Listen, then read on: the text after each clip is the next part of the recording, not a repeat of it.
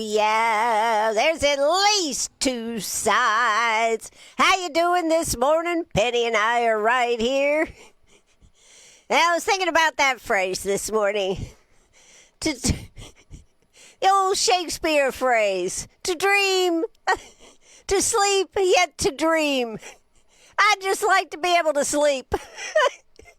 I tell you what, this job has just got so much going on all the time. But I'm here. I'm excited. I got a great week, and we got a great week planned for you, too. So I hope you're going to have a cup of tea or a cup of coffee and join me this morning as we initiate the two great new cups that I got here. And Penny is real excited about these cups. Well, let me just show them to you and I'll explain. Let's see. Yes, this. What does this one say? Come on in. Snack dealer and snack stealer. Yes, that's right. Penny really likes the snack stealer cup here, folks. I kind of like the snack dealer cup. Yeah, let me get it on the camera here. Here we go. All right, we got two cups here. Aren't they cute? Penny thinks they are just awesome. In fact, let's see. Hey, Penny. Would you like a little snack here from your snack stealer cup? Why, yes, I would. Thank you so much. Anyways, we debuted those Saturday morning on the Saturday morning weekly roundup that we've started, and that's kind of fun. It's just a quick half-hour show on Saturday morning. Great way to catch up if you missed a lot of things during the week. You always have Saturday. You can catch up with what we've been doing. But let's get started here. First off, we want to make sure that we are getting you the weather. We've had quite a bit of rain. I think we're going to have some more rain. So anyways, let's see where the weather is, because the weather will be... The weather will be whatever the weather will be, whether we like it or not. Right now it is 76 degrees, and lordy, feels like 76 degrees. How many times does that happen, folks? Not very often. We are looking for a high today of 88, and let's see, we're supposed to have considerable... mostly cloudy skies early, then partly cloudy this afternoon. High of 88 and only about a 15% chance of some showers. So that's pretty good. Tomorrow on Tuesday, we're looking for a high of 84, low of 70. Rain is supposed to be coming back in on Tuesday. Scattered thunderstorms in the morning, then mainly cloudy during the afternoon with thunderstorms likely. High of 84, about a 70% chance of rain. And Tuesday night, low of 70. Wednesday, high of 85, low of 71, and more rain. We are stuck in a rain zone. That's right. You know what I have to say? When it rains like this, you can actually go out in your backyard and watch the grass grow. Now, normally that should take forever to do. But when we get rain like this and nice growing conditions, you can go out there and just kind of watch it go whoop, whoop. Yeah, that's the thing that I think about grass growing. You can see it happening. Anybody had that experience? We are live on Facebook this morning, 864-332-9355, 864-332-9355.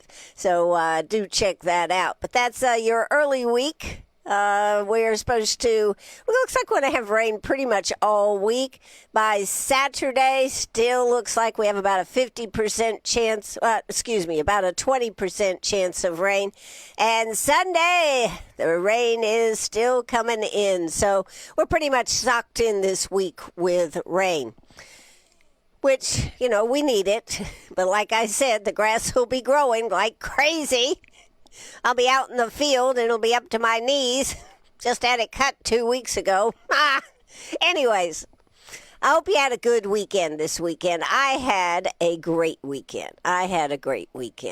Started out, of course, Saturday morning. We did our new half-hour roundup show, played some music from the 60s, 70s, and early 80s in honor of the Vintage Vixens coming to Greenwood. And, I was afraid it looked a little iffy for the show, but I'm going to tell you what, it was a great show. More on that in just a minute. But first, I want to tell you about the revolutionary tea that I went to Saturday afternoon. In fact, finished the show at 12, had to be over there at 1, had to look respectable. So I had to get myself all gussied up to go to this revolutionary tea put on by the Daughters of the American Revolution, the Issaquah chapter. What a great job they did. So this was Saturday over there at the Episcopal Church of the Resurrection, and just great. I'm telling you what, they did.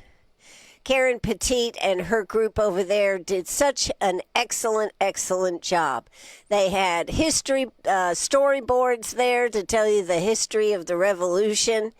They had delicious treats, although they made us wait for the treats. That's okay. It was fun. They had, who did they have? Michael Burgess, the 2023 South Carolina History Teacher of the Year, and a descendant of Revolutionary War hero Colonel James Williams, discussing the challenges and the importance of teaching the American Revolution today. I think he also looks at the challenges of just what the South Carolina government has said that students need to know on civics by state law, and does it really do enough for the students? We're looking forward to having Michael Burgess come here on Meet Me at the Diner. Had the opportunity to talk to him and said, we would love to have you come up and talk about this. And he said, I'd be delighted. So he's going to be coming and joining us. Of note, Michael Burgess was up here in Greenwood, but before he came here, he had to help get the students and the candidates who were having a stump meeting at the Riverside, Rivers Bluff School in Lexington, where they were having that big letting all the candidates have a minute, not very long, but they had a minute or a couple of minutes to speak. He said, I think they had about 5 minutes. He was talking about how hard it was to get all, because we had 9, actually maybe 10, because, well, we'll talk about that in a moment. But we have 9 candidates for sure that will be on the ballot. And this was a stump meeting to let them all have a few words. It was interesting. I'll just tell you, it was really interesting to me because the students at River Bluff High School were going to have the opportunity to ask each of them a question. And it is considered, I believe, the best high school in the state, and they really did it up right. In fact, I've got a clip I want to play on that. But now back to the Issaquah tea. So he'd already done that that morning on Saturday morning. Then he came and spoke at the tea. Also speaking at the tea was Dr. Franklin Roush, Lander University's 2019 Distinguished Professor of the Year, Revolutionary War author, and living history reenactor. He presented Francis Salvador, a man of many firsts. And Francis Salvador has a great connection to Greenwood, actually out there in, Cornacre area. Penny's excited. Yes, you're excited about this morning? Well, I'm so glad. So he had a very good speech talk that he gave talking about Francis Salvador. So many of you have seen him at the history events that they have at the Greenwood Museum. He is also a reenactor and quite often can be seen out there at the 96 historic site. In fact, he came with his tricorn hat and his official good-looking man outfit of the 1770s. Yes, it was fun. I also sat next to his wife. We had a delightful conversation. She is originally from the Philippines, and so we had quite a time talking and about life adjustments and traveling to different parts of the world. So it was great to be sitting at that table. So as I said, we had the exhibit was there. It was actually the Silent Stories, a special exhibit created by the Greenwood Museum in partnership with the Issaquena chapter. The exhibit honors the often overlooked patriots of the Revolutionary era, including women, American Indians, and black soldiers. You may remember that exhibit from a couple of years ago. Very, very well done. So they had a spinning wheel there with Gene Hutchinson spinning wool into fabric. That was pretty cool. And then we had a beautiful harpist there. So it was just Debbie Freeman was the harpist that was playing music. Lovely event. Gotta say, lovely event on an afternoon that turned into rain, which was okay because it was a little... Had to run in between the raindrops to get to your car afterwards. But it was a great event, and I want to commend all of them for doing such a lovely job on a big undertaking of the Tea Party celebration, America 250. Let's Celebrate by George. The tables were beautiful. It was just nice, just nice.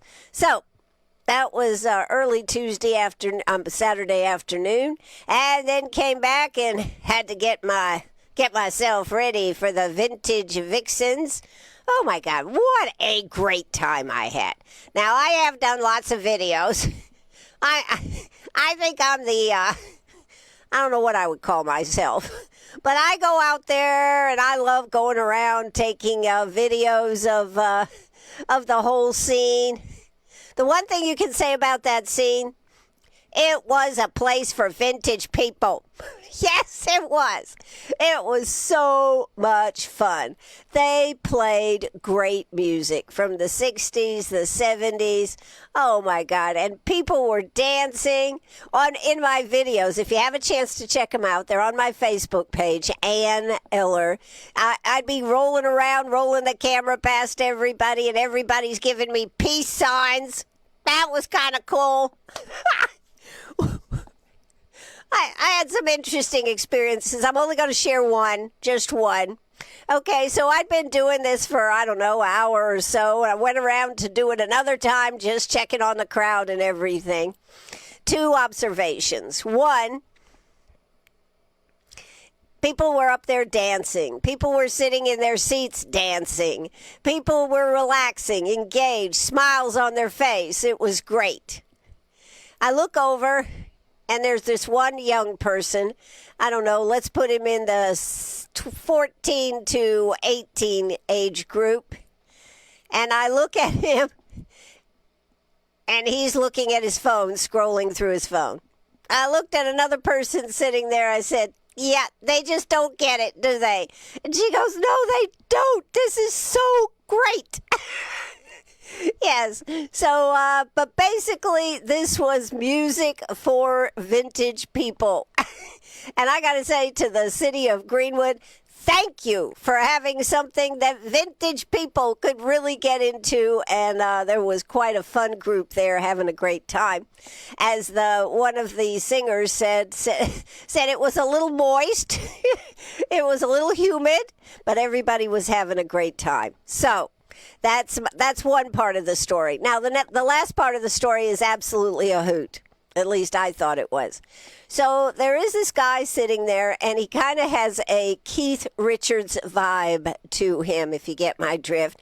He had a bandana on his forehead, wrapped around his forehead. He had kind of curlyish, longish hair, and he gave me that Keith Richards vibe.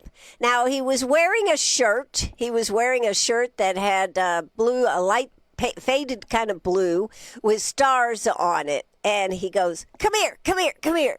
I said, okay, now I'm filming, folk. I said, okay, because I'd been having fun with the folks and everything out there. He goes, come here. So I go over there. He goes, are you ready? I said, I'm ready. What you gonna do? Rips open his shirt. I looked at him and I said, I'm going to go blind. I'm going to go blind. Oh, it was totally a fun night. Oh, I guess I should just give it up some days, but it was a blast. All right, so that was the show Saturday night. Sunday I had to recover because I'd been dancing and having such a good time. I needed a day to recover, but no rest for the weary. Had a lot of projects to work on. All right, we're already got some comments here this morning. Let's see, what does... Stephanie is trying to come up with ideas for Penny's segment. She said, did you figure out a name for the Penny segment of the show? I heard it about a week ago and haven't heard anything else. Perhaps Penny's Canine Chronicles. That's not bad. And James says, Penny's point of view. Yeah, that needs a little more panache than that. I do have a new project I think we're going to be working on, but Penny said... Well, let's see. What did Penny have to say about this? Penny? Are you into having a snack? A snack stealer? Are you into that this morning? No. Well, I'll go ahead and speak since I guess...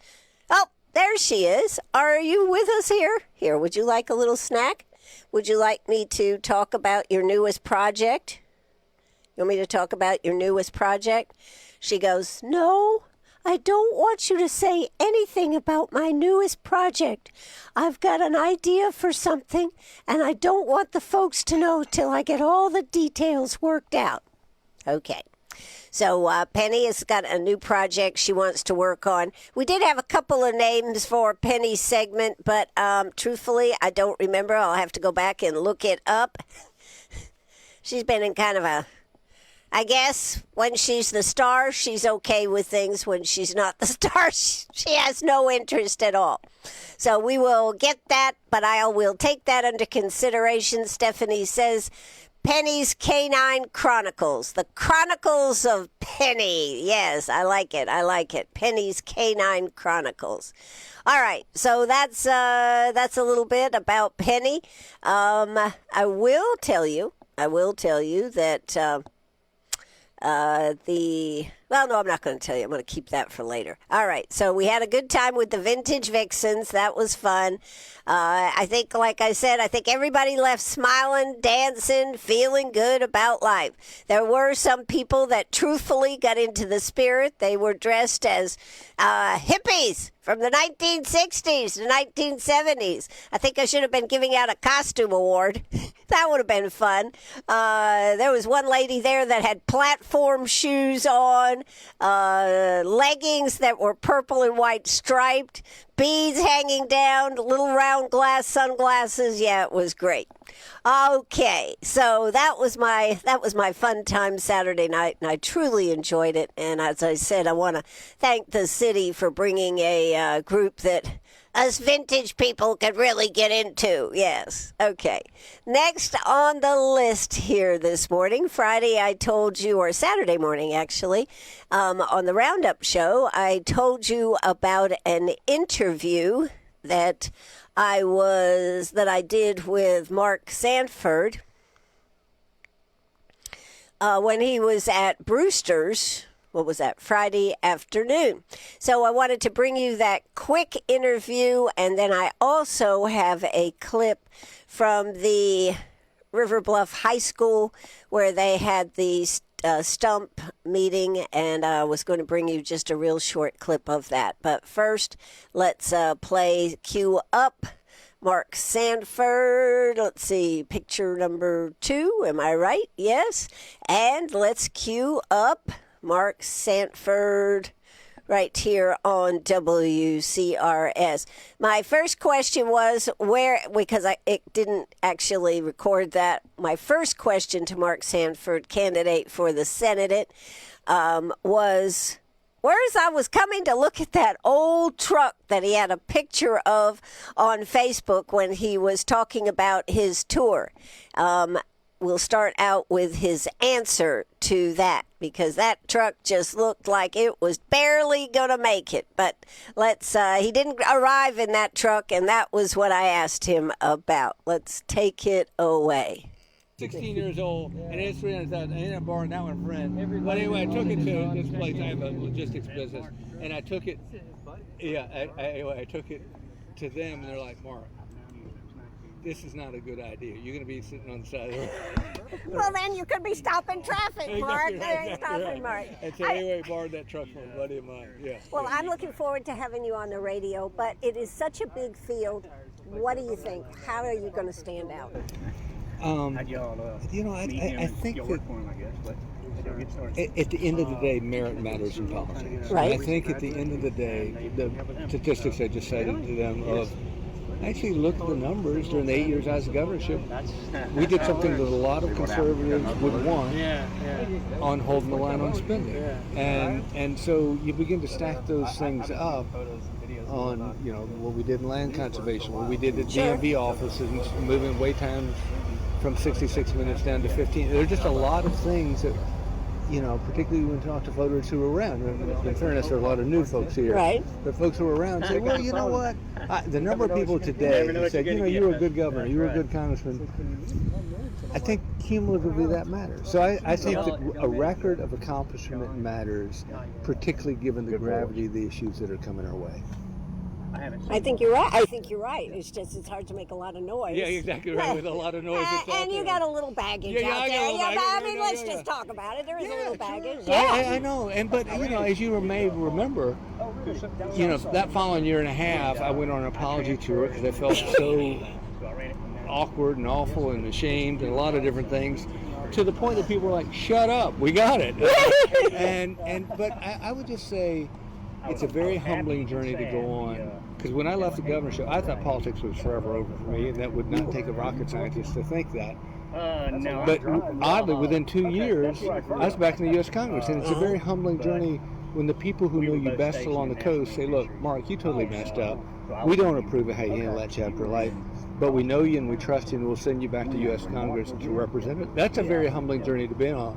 And so I would say, not in any way recommending the curriculum, but I think you just like to run. No. No, you're good. No, but what I would say is, I think you learn a lot more about life and about yourself in failure than you do in success. That's true. And the team that loses on Friday studies the game day tape a whole lot harder on Saturday morning than the team that won. Right. And so I would say for me, it's given me a level of empathy that I didn't have. And that applies to, the people I work with on a daily. I've built a logistics business over the last 6 years, and they're simple folks, but they're fantastic human beings. And so it's given me empathy to the least of these that maybe I had some blind spots before on, in terms of not properly appreciating some of the folks that work so hard for what they earn. And it's given me empathy for just the frailty of being a human being. I mean, I used to read the paper, and I was always very low-key, but in my mind I thought, moron, idiot, what were you thinking? Now I think, but by the grace of God go I. I'm going to worry about the log in my own eye before I worry about the splinter in theirs. it's changed my view on that. It's given me a level of humility that I thought I was, no, not really. Not until you've gone through sort of public failure do you really get humbled. And I think that makes you a better listener. If you can empathize more and you're a bit more humble, I think it gives you, frankly, don't have any. We're both retired. Yeah, a better ability to listen, which ultimately can make you a better leader. So it is the elephant in the room, and I'd say there's some good things that come with it. I mean, the story of Jacob and Joseph in the Bible, only because all these horrendous things happen, does he end up at the right spot to do a whole lot of good. I don't know if that's going to be, I'm not saying that's my story, but I'm saying I've learned a lot of things in failure that I didn't know in success. Absolutely. Well, Mark Sanford, thanks so much for talking to me. I look forward to having you on the radio, hopefully this week. Yes, ma'am. Can't All wait. right. Thank you. And you're coordinated with him. Yep. Okay. All right. Thank you see so you. much. Yes, ma'am. Good to Good see to you. see you.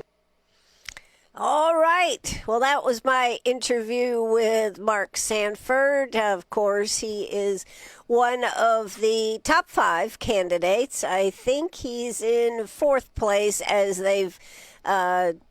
they have laid out this race for popularity so far. So we'll see what happens in this race. He will be on the debate stage there that they're having Tuesday night. But I just wanted to give you my feeling about Mark here this morning.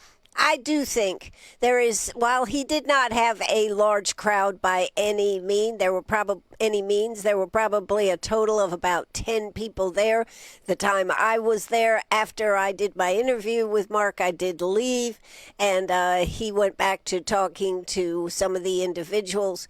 But you could tell a real sense of wanting to talk to the folks. And I commend him for coming out on this stump. He had quite a tour.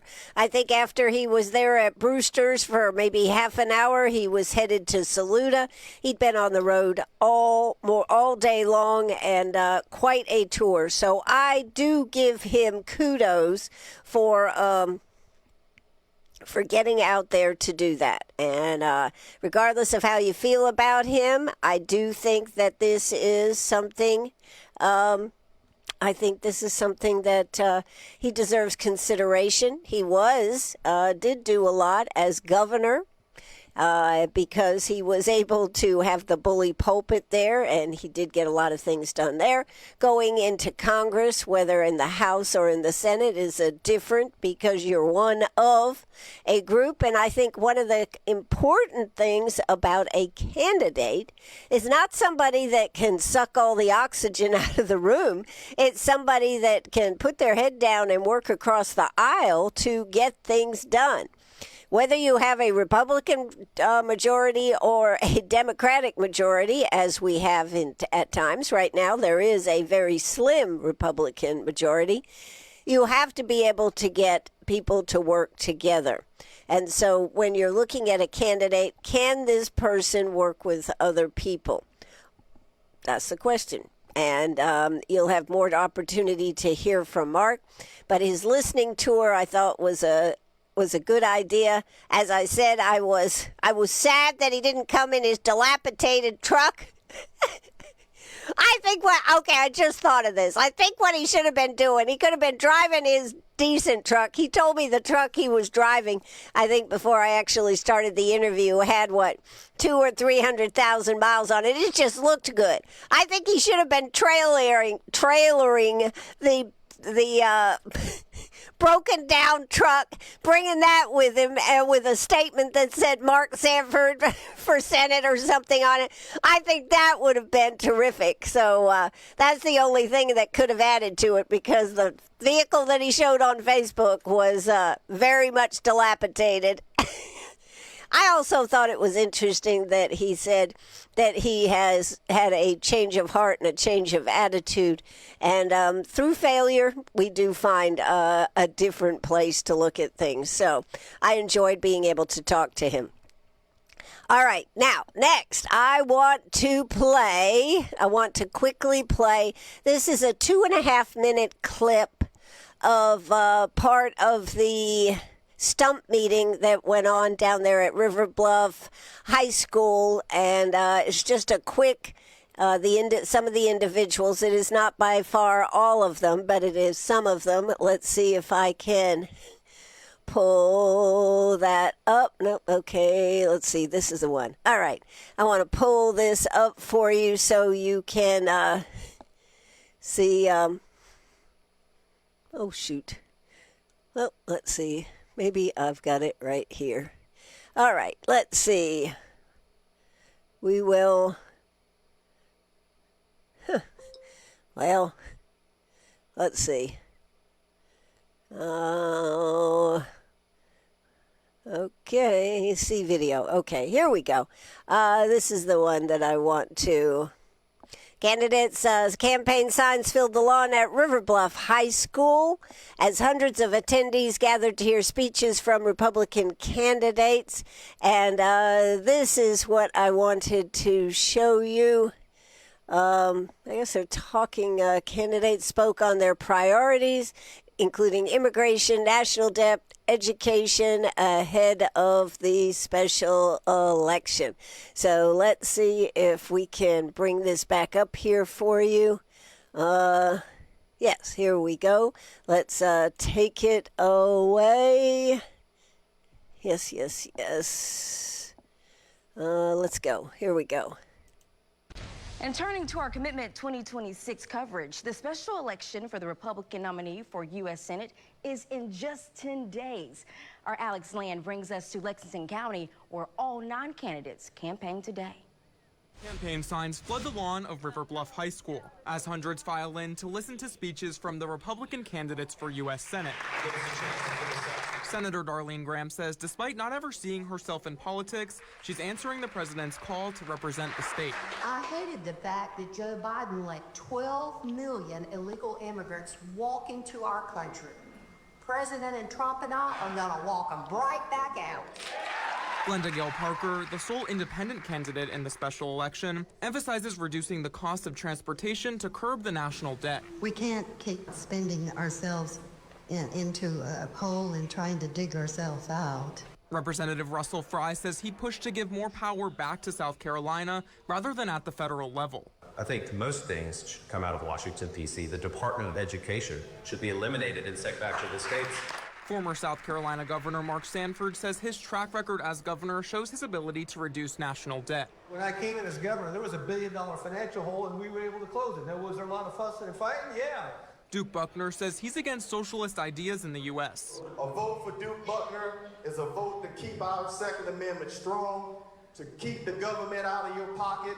Representative Ralph Norman advocates for stricter identification for Election Day. And the Save America Act, which is nothing more than knowing that you're an American citizen, I would do whatever it takes to get that. Mark Lynch says he represents strong conservative and Christian values. And I've surrendered everything I have to the Lord. And I'm here to bring those values into the Senate. Mark McBride says he backs President Trump's immigration crackdown. We have to defend our borders. The people have to be set down. ICE is right. And Samuel Shepard says his degrees in chemistry, physics, and biblical studies prepare him for this role. It took us 50 plus years to get a $39 trillion debt. The special election for the Republican nominee for U.S. Senate will take place August 11th. In Lexington, Alex Land, WIFF News 4. And that is just a little bit on that stump that went on down there. I am Ann Eller, and I certainly am looking forward to the debate tomorrow evening. So let's see if I can get me back on the camera here for just a second. I want to tell you who is going to be at the debate for candidates. Let's see what we have here.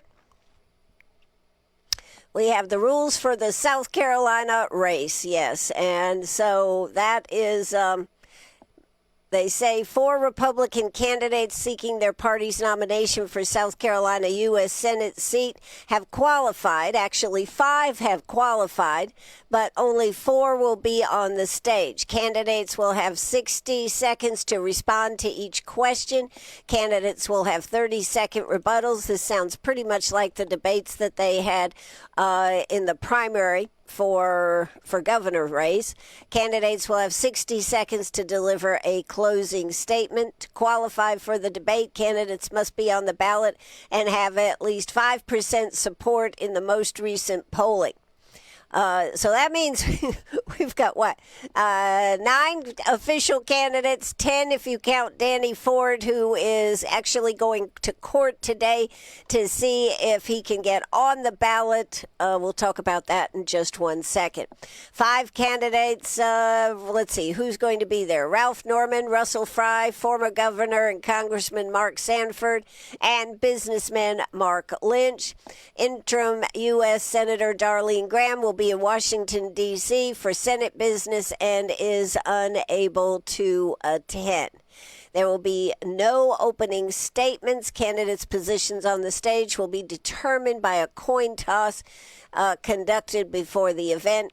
Questions for the debate were developed by an editorial group from WCBD, Queen City News, WBTW, and Nexstar. The questions will not be shared with the candidates in advance. There will be no in-person studio audience. Candidates will be provided with a blank notebook, pen, and water. They will not be allowed to bring notes, props, or other outside materials into the studio. So that is tomorrow evening at 7 p.m. You will be able to watch it on various different channels. So there you go, and also streaming too. We'll get you some more information on that tomorrow. I think it is a shame, and I'm going to say something because I just feel I must say it. I think it is... I think it is a shame that Darlene is not going to be there. I hope that she is not going to, I'll say it, hide behind being a senator, being the senator, and not come on stage and debate. I think the folks need this opportunity to see Darlene be able to react and carry on and interact with other candidates. I certainly hope we're not going to have a situation where every time a debate or opportunity to be there, she is not there. Now, of note, of fairness, she was there Saturday morning. There was no real debate to it. It certainly was a stump meeting that gave the candidates the opportunity to speak. So, but I am concerned that is she going to give the public access to her? Now, she's out there doing interviews. She was on Trey Gowdy last night. She's making the rounds on interviews. I don't know whether we're going to get her on the air with us or not, but maybe I should call and say I'm Barbara Walters. What do you think? This is Barbara Walters calling from the grave. I would like to interview Darlene. Can we set that up? Yeah, there you go. I don't think, but I don't know whether I'm going to get that interview or not. But, you never know unless you try. And that's been one of my mantras all along. You never know if you don't try. So I should try to get Darlene on the air for us. Of note, tomorrow afternoon, this is an interview we probably are going to want to make sure you tune into. TJ Shadone will be joining us. Police Chief TJ Shadone will be joining us at 5 o'clock from 5 to 6 right here on Meet Me at the Diner. A lot of questions. This will be our first sit-down interview since DJ Keller died in that horrific accident that was, of course, DJ Keller, in case you didn't know, was a police officer here in Greenwood, really threw our community for a loop. And just for the record, we had scheduled, just FYI, we had scheduled an interview with TJ, and that interview, of course, did not happen. That was just so tragic. This will be his first appearance back here on WCRS Radio.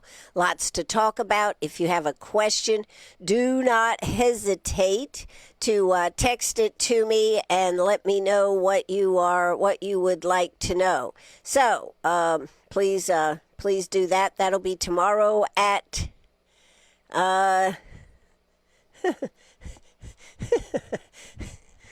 I love doing this show. I just got to say it.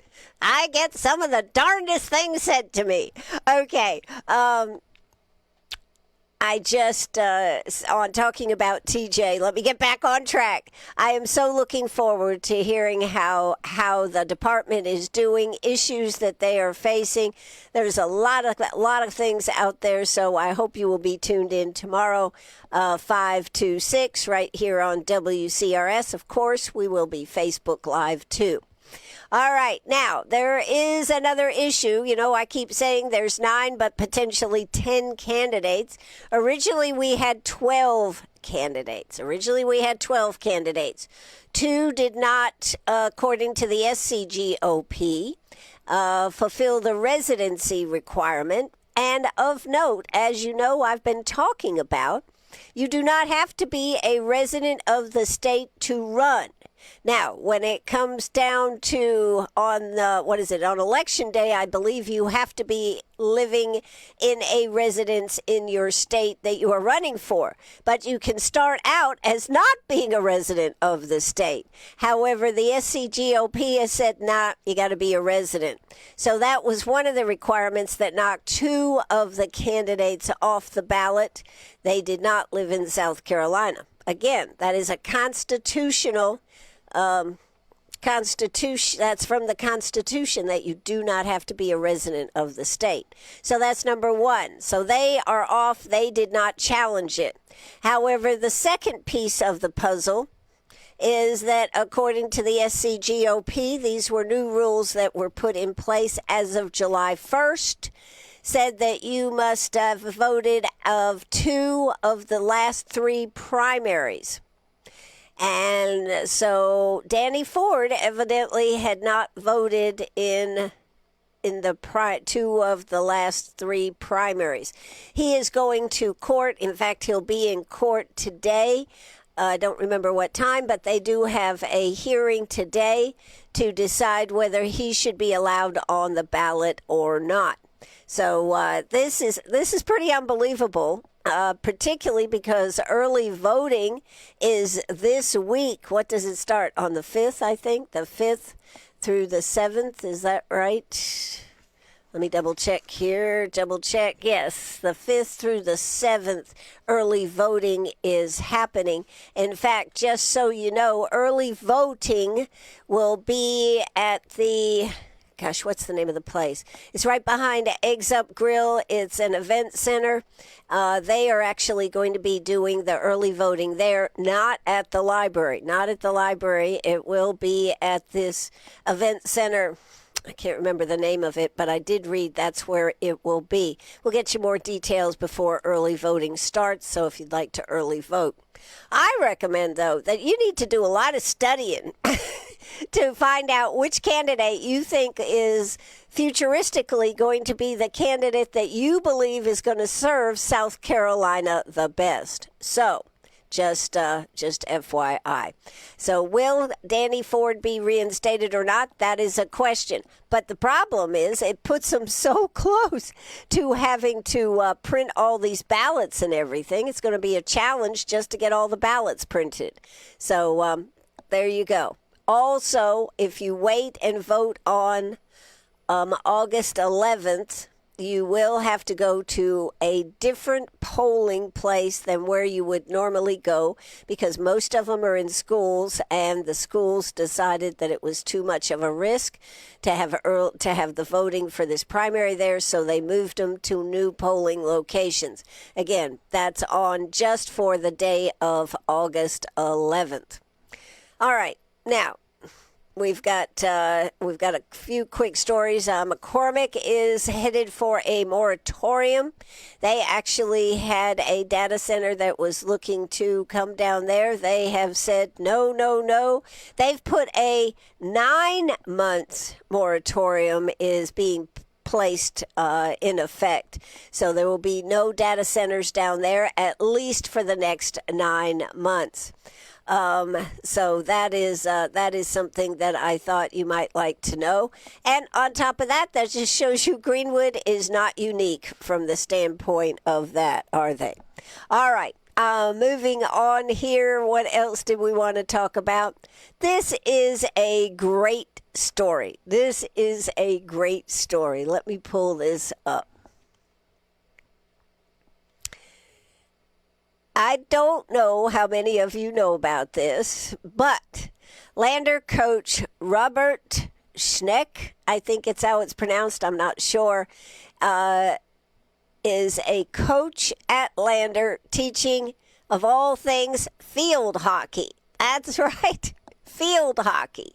You know, I am impressed with Lander and the number of teams and the way they have expanded their programs there at Lander. I can tell you the truth. I did not like field hockey. And probably the problem is my short legs. And I didn't like those hockey sticks, even though you wore knee guards or whatever, shin guards all the time, that still you got hit with that hockey stick and it just was not fun. And I did not like it, and I only had to take it one semester, and that was one semester too much. But anyways, for those that like field hockey and who do it well, kudos to them. It says, this is from the Index Journal, when Robert Schneck accepted an invitation to kick the ball around 9 months ago, he thought he was simply joining a casual training session. Instead, it became the first step towards representing the United States on one of the biggest stages in field hockey. The Lander University field hockey head coach earned a spot on the USO-35, the over 35 group team at the World Masters Hockey World Cup in the Netherlands, where the Americans have emerged as one of the tournament's biggest surprises. The United States finished the group stage undefeated with 3 wins and a draw, earning a place in the quarterfinals after collecting 10 points in 4 matches. Along the way, Coach Schneck, Robert Schneck, I think that's how you say it, scored 2 game-winning goals in one of the tournament's tougher pods. He says, I got an invite about 9 months ago where some of the guys asked me if I just wanted to kick the ball around and have some fun. He said, I didn't necessarily know, but it was the first official tryout for this team. So he is a native. Coach Schneck is a native of the Netherlands, spent months getting back into competitive form, and his preparation has paid off in crucial matches against New Zealand and Spain. Schneck netted the game-winning goals that ultimately booked the American spot in the quarterfinals. Is that pretty cool? And does Lander and Coach Schneck reserve a round of applause? Absolutely. I think that is terrific. So I wanted to mention that, I think sometimes, at least from my perspective, I always go, oh, field hockey. But this is exciting. And particularly just coming off the FIFA Soccer World happening right here in America, and then to have a coach who is out there from Lander, you got to give Lander a huge round of kudos and credits for being an organization that goes after the best and brings out the best in their students. So congratulations. I'm sure we'll hear more about that. We're actually going to see if we can't get an interview with him on Meet Me at the Diner. I think that could be interesting, and what his philosophies, etc., are, and how that will be affecting his coaching right here at Lander. But who would think Lander would have a field hockey team? But there you go. You never know unless you tune right in. Well, there are other ways to find this out, but I like to think I bring a highlight and light some of these subjects that you might have missed in your search for the news. So, in other news, this is kind of an interesting story. We'll talk maybe a little bit more about it tomorrow when I've had more chance to review it. RFK Jr. is doing a cooking show. He's going to be traveling around the country doing this cooking show, doing healthy eating. And what do you think about that? He's going to be working with different well-known chefs. I think they're supposed to be able to make meals that cost about $5 to prepare each, and showing you, I guess, basically that you can do it. And Robert Kennedy wants you to be healthy. So where have you seen a department, well, let's see, department head working in the governor, in the president's council, get out there and do something like that? So kudos to Robert Kennedy. We'll talk more about that. So Penny has really, really liked this new snack mug that we have here. In fact, she can get very alive and excited when I bring out her snack. Let's see, here we go. Snack stealer mug. Now, I've got to tell you, let's see, I got to do this backwards for me. All right, and then, of course, there is my, where is it? Here it is. Here it is, my snack dealer and my snack stealer for Penny. There you go. And we have a little treat in here for Penny. Would you like a treat? She's very much focused on this. Would you like another treat? Yes, there you go. So I got these cups, and they are Penny approved. They have Penny approved. So that's about what we have for today. We're going to be doing a toy drive. Penny's going to be doing a toy drive. That's the tease, and that's all I'm going to tell you, because we're working out the details, and she wanted to do something that she felt she could give back to the community. So she's going to be doing a toy drive. So what do you think about that, folks? What do you think about that? Whew.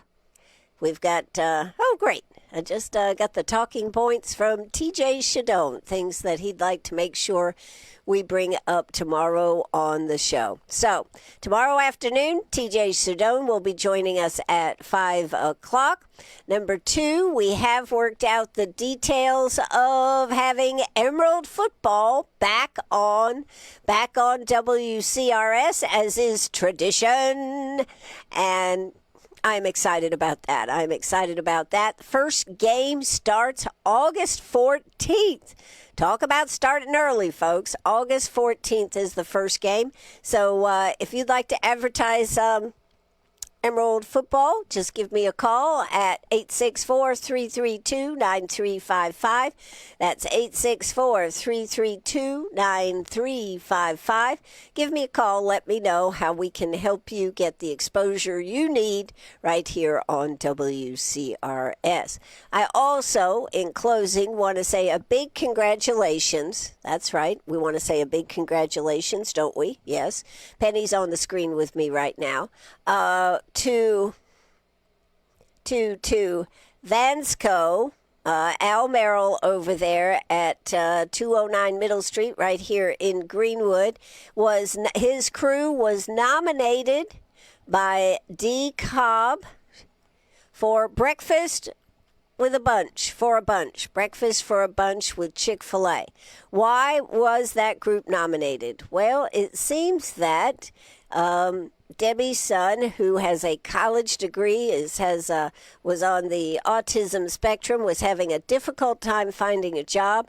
They took him in, taught him how to do the job. When a position opened up, they hired him full time. She said it has made such a difference in her son's attitude, and it's been just a wonderful opportunity, and they have been so helpful in helping him learn and get established in his very first real adult job. So congratulations, Vasco. You will be getting a call. Al Merle, thank you for being a true understanding and helping put our community to work. Thank you so much, everybody, for tuning in. You are, listening to WCRS Radio. Penny has got to get the name of her charity worked out. She's also wants to say that if you've got an idea for her story, she's in the mix of trying to decide what the name of her story segment is going to be. So we'll look forward to hearing from you on that. And as always, it is my utmost pleasure to have you on the radio with me. So that is going to do it for us this morning. This is WCRS Radio. We'll be back in the morning right here to talk about debates, politics, good local stories, and Penny's input as usual. So we are going to drop the curtain. We are going to cue some music here. Yes, we are going to cue the music. Oh, Lord, here we go. Cue the music and say adieu. Bye-bye, everybody. Have a great day.